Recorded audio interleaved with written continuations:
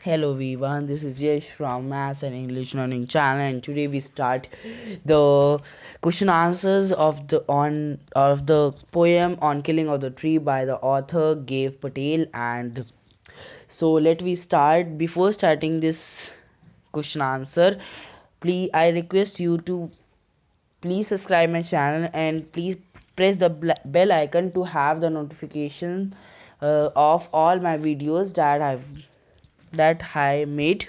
So let me start thinking about the poem. First question is can a simple JAP of the knife kill a tree why not.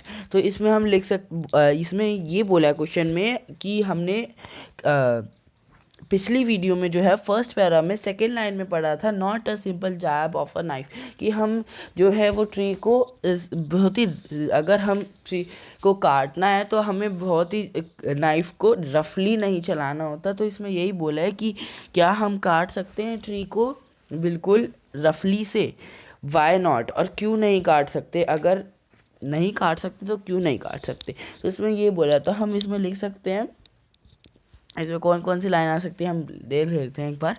तो इसमें knife आ जाती, line आ जाएगी, no simple jab of the knife will not cut the tree because we have to put the line that, हम लिख सकते हैं कि we have to make the strength in our body to cut the tree, and we have not cut the tree with the simple jab of the knife. We have to cut the tree by forcing ourselves, uh, by pulling the roots from the ground, and pulled the pulled out completely the roots, then we will kill the tree. So this is only the 1 marks question, so this point is clear now. तो second question देखते हैं, how has the tree grown to its full size? List the words suggested of its life and activity. तो इसमें कुछ नहीं बोलना, सिर्फ ये बोलना है how has the tree grown to its full size. तो इसमें बोल रहे हैं कि ट्री अपने पूरे छोटे से बिल्कुल फुल साइज में कैसे आ सकता है। तो हम इसमें एक्सट्रैक्ट 1 की 4th लाइन ले सकते हैं, 4 टू लास्ट लाइन तक हम ले सकते हैं, कि हम बोल सकते हैं कि जो the tree grown to its full size when the tree consuming the nutritions from the earth and feeding from the earth upon the outermost layer of the earth, in bracket you will write the crust, and the tree has to take the sunlight, air and water, and हम इसमें लिख सकते हैं, एक और line हम लिख सकते हैं, यहाँ पर हमने एक पढ़ी थी कि the roots is very strengthful, the tree's roots will be strengthful, तो आप, and the tree would have a power in bracket you will say ability to secure. सो आपको समझ में आ गया होगा कि आपको कैसे ये क्वेश्चन का आंसर लिखना है। तो move to the next question, what is the meaning of the bleeding bark, what makes it bleed. अब इसमें ब्लीडिंग बार्क का मतलब वो पूछ रहे हैं। In second extract 4th line first 3 words, so बोल रहे हैं ब्लीडिंग बार्क का मतलब क्या होता है। तो हमने पढ़ा था कि ब्लीडिंग बार्क का मतलब क्या होता है, हमने पढ़ा था कि जैसे ही ह्यूमन में से ब्लड निकलता है, वैसे ही जो ट्री को अगर आप कट करते हो तो उसमें से सैप निकलता है। तो सैप जो निकलता है उसमें से, उसको जो ऑथर ने कंपेयर कर रखा है इस क्वेश्चन में ब्लड से। तो जैसे हमारा बॉडी का ब्लड की बात कर रहे हैं, वैसे ही वो जो ऑथर हैं वो ट्रीज के ब्लड की बात कर रहे हैं, इट मीन्स। तो वो बोल रहे हैं जो बार्क में से उसकी जो जहाँ पर वो स्टैंड होते हैं वहाँ पर जो वो ब्लड निकल रहा है, वहाँ से जो ब्लड निकल रहा है वो ट्री का ब्लड है, वो ट्री की वो मतलब कि सांप है। तो बस इस क्वेश्चन में कुछ नहीं करना, this is only one line question. The meaning of the bleeding bark is that the author compares it from the human body blood when the for example आप लिख सकते हो when the blood when the human being wait when the cut on the human body makes so there will be the blood that makes pain, so that is in the tree that when the tree is cut, so the tree's sap will be bleeding. So this is line that you have to write, और आप अपने हिसाब से जो आपको जोड़ना है वो आप जोड़ सकते हो। This is very easy question and इसमें कुछ आपको बनाने की ज़रूरत नहीं है इतनी, आपको पता ही होगा, आपने मेरी पोएम देख ली है ऑन किलिंग अ ट्री।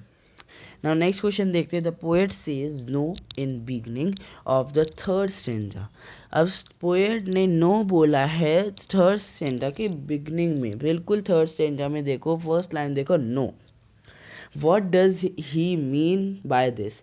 तो वो नो का मतलब बहुत ही ईजी क्वेश्चन आया है कि नो का मतलब वो क्या बोल रहे हैं। तो नो का मतलब वो ये बोल रहे हैं कि जो हम अगर ट्री को पूरा सेकेंड वाले पैराग्राफ को एक्सप्लेन करके इंग्लिश में आपका वो आ जाएगा पूरा, कि मैं हिंदी में बता रहा हूँ, आप इंग्लिश में कन्वर्ट करके लिख लीजिएगा। कि हम बोल सकते हैं कि नो इसलिए बता रहे हैं कि जो ऑथर हैं वो बोल रहे हैं कि जो ट्री को जो कट करते हो, स्मॉल स्पीसीज से कट करते हो, उससे ट्रीज जो है वो किल नहीं होता, और जो उसका ट्री को आप बीच में से कट करते हो तो उसके अंदर से जो सांप निकलता है, ब्लीडिंग होती है, वो पेन होता है, उसको वो हील अप हो जाता है, दोबारा से वो हील अप हो जाता है। एंड फ्रॉम द ग्राउंड, अगर आप उसको ग्राउंड से कट करते हो, बिल्कुल green twigs means green branches से अगर आप उसको कट करते हो,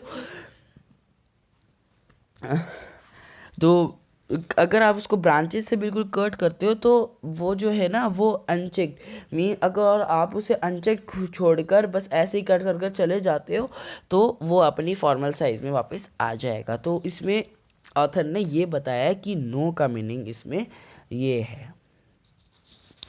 so next question, you convert it in the English. What is the meaning of the anchoring earth and the earth cave? Anchoring अर्थ देखो मीनिंग आपको दे रखा है एंकरिंग अर्थ का, बिल्कुल डिटो कॉपी, आप उसको टेपना है कि एंकरिंग अर्थ में क्या दे रखा है। ट्रीज आर, ऊपर ग्लॉसरी में देखिए, trees are held securely with the help of the roots in the earth. आपको सिर्फ ये वाली लाइन लिखनी है, इसका मतलब मैं आपको समझा देता हूँ कि अगर आप ट्रीज की रूट्स को काट देते हैं तो वो जो ट्री है वो सिक्योर नहीं होगा, वो बचेगा नहीं, वो भी किल हो जाएगा अगर आप उसकी रूट्स को काट देंगे। मीन्स उसका मतलब ये है कि अगर ट्रीज की रूट्स है तो ट्री है, नहीं है रूट्स तो ट्री भी नहीं है। एंड अर्थ केव की बात हम कर रहे थे, हमने बोला था जब स्टोरी समझी थी, हमने पोएम समझी थी कि जो रूट्स अंदर ही अंदर ग्राउंड में जो बहुत सारी रूट्स बन जाती हैं तो वो एक केव लाइक स्ट्रक्चर बनाती है, एक केव सा बन जाता है, तो उसकी बात इसमें हम पोएट कर रहा है। सो इसमें आप बोल सकते हो the collection of roots that makes in the ground, so that makes the earth cave, the poet means is this। सो ऐसे करके आप आंसर बना सकते हो। अब देखो आपको एग्ज़ाम में ना खास करके 9th ऑनवर्ड्स आपको सारे के सारे क्वेश्चन आंसर खुद बनाने चाहिए चैप्टर समझकर। रटे हुए क्वेश्चन आंसर में जो है उसमें दिक्कत होती है, मार्क्स कटते हैं ज़्यादा।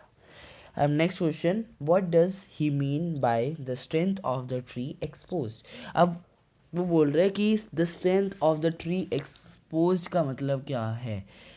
दैट इज दिस वन, ये देखो ये वाली लाइन है हमारी थर्ड वाली line, and the strength of the tree expose. तो इसका मतलब क्या है, तो इस लाइन का मतलब पूछ रहा है सिर्फ, तो बस इसी लाइन का बताना है आपको कि इट मीन्स द पहले लिखोगे आप the strength of the tree exposed, it means that आप लिख दोगे कि इसका मतलब क्या है। मैंने आपको समझाया था, फिर भी समझा देता हूँ एक बार क्योंकि क्वेश्चन आंसर कर रहे हैं। इसका मतलब ये है, जो ट्री को स्ट्रेंथ मिल रही है ना, अगर ट्री की वो स्ट्रेंथ ही उखाड़ दी जाए तो वो ट्री भी जो है वो किल हो जाएगा, वो ट्री मर जाएगा।